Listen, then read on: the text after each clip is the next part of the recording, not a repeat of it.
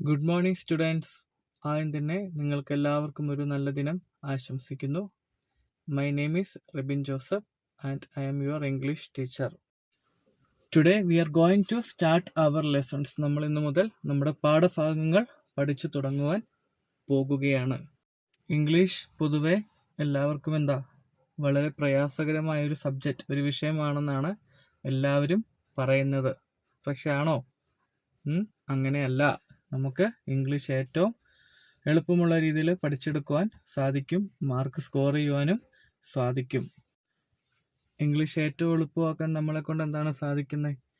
അന്നന്ന് പറയുന്ന കാര്യങ്ങൾ അന്നന്ന് പഠിക്കുക, അതോടൊപ്പം തന്നെ വായിക്കുക, നന്നായി വായിക്കുക ഇംഗ്ലീഷ്. അതുപോലെ തന്നെ ഓരോ അക്ഷരങ്ങൾ കൂട്ടിപ്പെറുക്കി വായിക്കുക, സ്പെല്ലിങ് നോക്കുക. ഇതെല്ലാം ചെയ്തു കഴിഞ്ഞാൽ നമുക്ക് ഏറ്റവും എളുപ്പമായി ഇംഗ്ലീഷ് പഠിക്കുവാനും ഇംഗ്ലീഷിൽ നല്ലപോലെ മാർക്ക് സ്കോർ ചെയ്യുവാനും നമുക്ക് സാധിക്കും.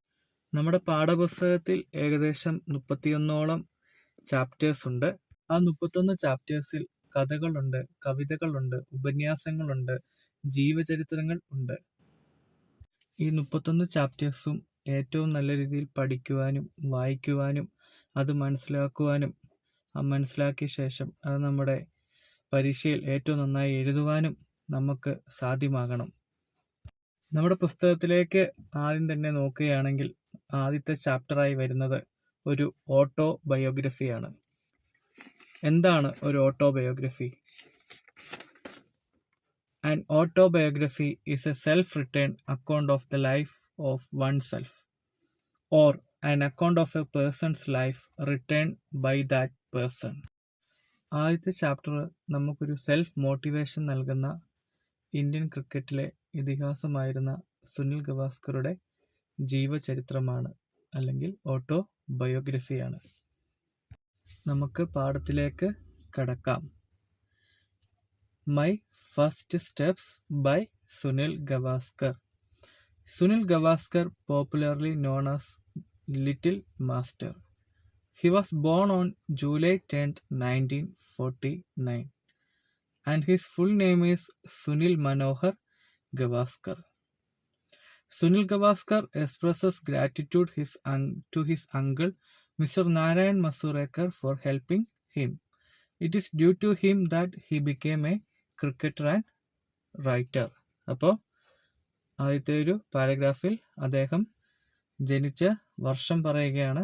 പിന്നെ അദ്ദേഹത്തെ popularly known as little master. അദ്ദേഹം അറിയപ്പെടുന്നത് ലിറ്റിൽ മാസ്റ്റർ എന്നാണ്.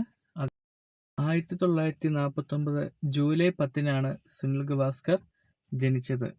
ജനിച്ച ഉടനെ കുഞ്ഞിന്റെ ഇടത് ചെവി മുനമ്പിലെ ദ്വാരം നാൻ കാക്ക ശ്രദ്ധിച്ചു. പക്ഷേ അടുത്ത ദിവസം കുഞ്ഞിന്റെ ചെവിയിലെ ദ്വാരം കണ്ടില്ല. ആശുപത്രിയിലെ എല്ലാ തൊട്ടിലുകളിലും അവർ കുഞ്ഞിനെ തിരഞ്ഞു. അവസാനം ഒരു മത്സ്യത്തൊഴിലാളി സ്ത്രീയുടെ അരികിൽ ഉറങ്ങുന്ന കുഞ്ഞിനെ അവർ കണ്ടെത്തി. കുഞ്ഞിന്റെ ഇടത്തെ ചെവിയിലെ ദ്വാരം നാൻ കാക്ക ശ്രദ്ധിച്ചില്ലായിരുന്നുവെങ്കിൽ സുനിൽ ഗവാസ്കർ ഒരുപക്ഷെ ഒരു മത്സ്യത്തൊഴിലാളി ആകുമായിരുന്നു എന്ന് അദ്ദേഹം അത്ഭുതത്തോടെ ഓർക്കുന്നു.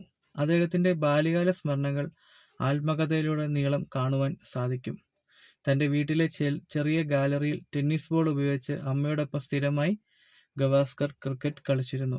സ്ഥലം കുറവായിരുന്നാൽ അമ്മയ്ക്ക് മുട്ടുകുത്തി നിന്ന് വേണമായിരുന്നു ബൗൾ ചെയ്യുവാൻ. ഒരിക്കൽ ക്രിക്കറ്റ് കളിക്കുന്നതിനിടെ സുനിൽ അടിച്ച ബോൾ കൊണ്ട് അമ്മയ്ക്ക് മൂക്ക് പൊട്ടി ചോര വന്നു.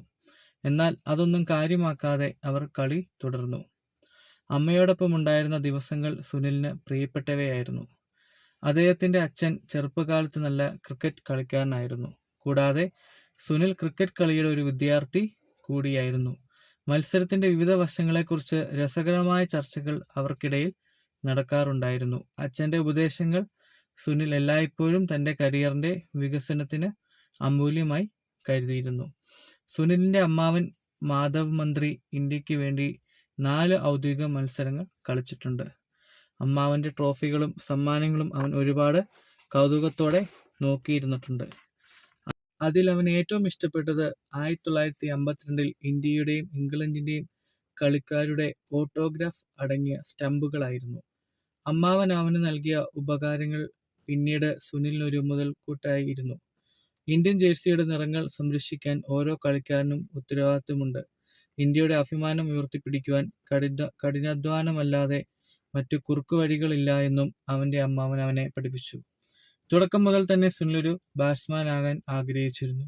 എന്നാൽ തന്റെ വിക്കറ്റ് നഷ്ടപ്പെടുന്നത് അവന് ഇഷ്ടമായിരുന്നില്ല.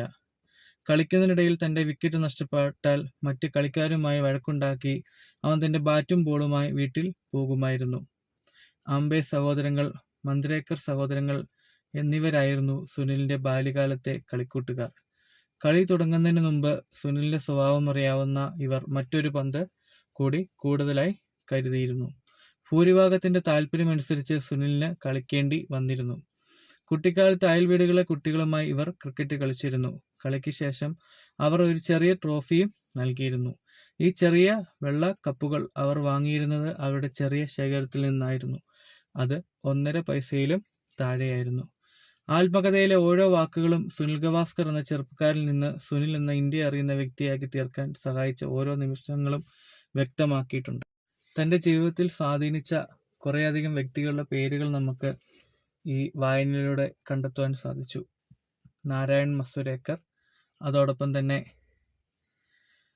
മാധവ് മന്ത്രി തുടങ്ങിയ അദ്ദേഹത്തിൻ്റെ അങ്കിൾമാരെ നമുക്ക് കാണുവാൻ സാധിച്ചിട്ടുണ്ട്. അതോടൊപ്പം തന്നെ അദ്ദേഹത്തെ ഏറ്റവും കൂടുതൽ സുനിൽ ഗവാസ്കർ എന്ന വ്യക്തിയെ ഏറ്റവും കൂടുതൽ സ്വാധീനിച്ച തൻ്റെ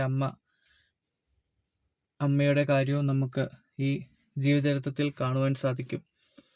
വീട്ടിൽ കളിച്ചുകൊണ്ടിരിക്കുമ്പോൾ അമ്മയുടെ മുഖത്ത് പന്ത് ബോൾ കൊള്ളുകയും മുറിവേൽക്കുകയും എല്ലാം ഉണ്ടായി. അത് സുനിൽ ഗവാസ്കർ എപ്പോഴും തൻ്റെ ചെറുപ്പകാലം ഓർക്കുമ്പോൾ ആദ്യം ഓർമ്മ വരുന്നത് തൻ്റെ അമ്മയുടെ മൂക്ക് പൊട്ടി ചോര വന്നുള്ള ഒരു നിമിഷത്തെയാണ്.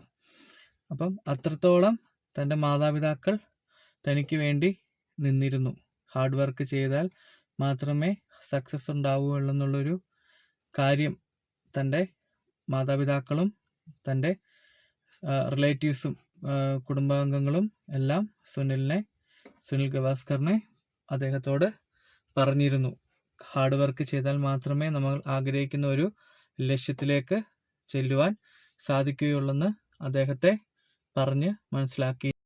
മൈ ഫസ്റ്റ് സ്റ്റെപ്സ് എന്ന ആത്മകഥ കൊണ്ട് സുനിൽ ഗവാസ്കർ നമ്മളോട് പറയുവാൻ ആഗ്രഹിക്കുന്നത് നമ്മളും ഹാർഡ് വർക്ക് ചെയ്യണം. നമ്മുടെ ലക്ഷ്യങ്ങൾ, നമ്മുടെ ഗോൾസ് നിറവേറ്റാൻ വേണ്ടി ഹാർഡ് വർക്ക് ചെയ്യണം. സുനിൽ എന്ന ഇന്ത്യ അറിയുന്ന വ്യക്തിയാക്കി തീരുവാൻ അദ്ദേഹം ഒത്തിരിയേറെ കഷ്ടപ്പെട്ടിട്ടുണ്ട്. അദ്ദേഹത്തെ ഒത്തിരിയേറെ ആൾക്കാർ സഹായിച്ചിട്ടുണ്ട്.